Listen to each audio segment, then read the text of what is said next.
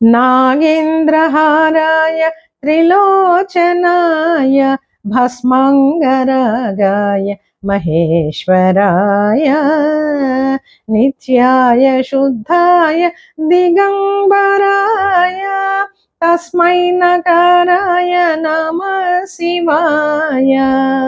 ఆ స్వామి చాలా శ్రేష్టమైనటువంటి నాగులన్నింటినీ కూడా, సర్పాలన్నింటినీ కూడా ఆ హారాలుగా వేసుకుని ఉంటాడు.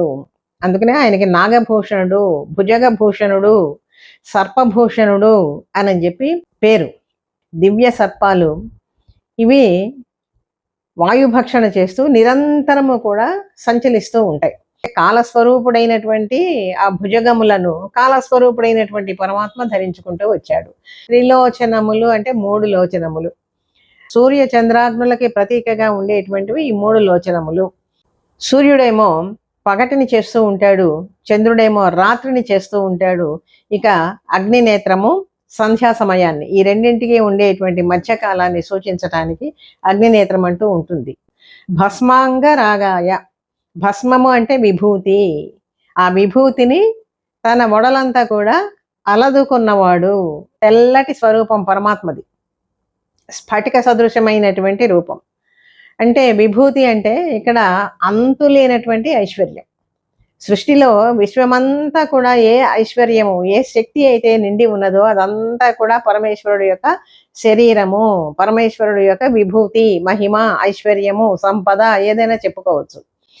అటువంటి విభూతిని పూతగా కలిగినటువంటి వాడు, దేవాది దేవతలందరికీ కూడా అధినాయకుడైనటువంటి వాడు. ఆయన మహేశ్వరుడు, సదాశివుడు, ఎప్పుడు కూడా మంగళాలని అనుగ్రహించేటువంటి వాడు. ఈశ్వరుడు అంటేనే అంతులేనటువంటి ఐశ్వర్య సమృద్ధి కలిగినటువంటి వాడు. అంటే ఎప్పుడు కూడా ఉండేటువంటి వాడు, నిత్య స్వరూపుడు, ఏ ఆకారము ఏ రంగు కూడా లేనటువంటి వాడు, పరిశుద్ధమైనటువంటి స్వరూపం. అంటే శుద్ధ సత్వగుణం కలిగినటువంటి వాడు, దేనికి కూడా అంటనటువంటి వాడు. దిగంబరుడు అంటే దిక్కుల చివరల దాకా కూడా వ్యాప్తి చెందినటువంటి వాడు. అనంతమైనటువంటి స్వరూపం కలిగినటువంటి వాడు పరమాత్మ.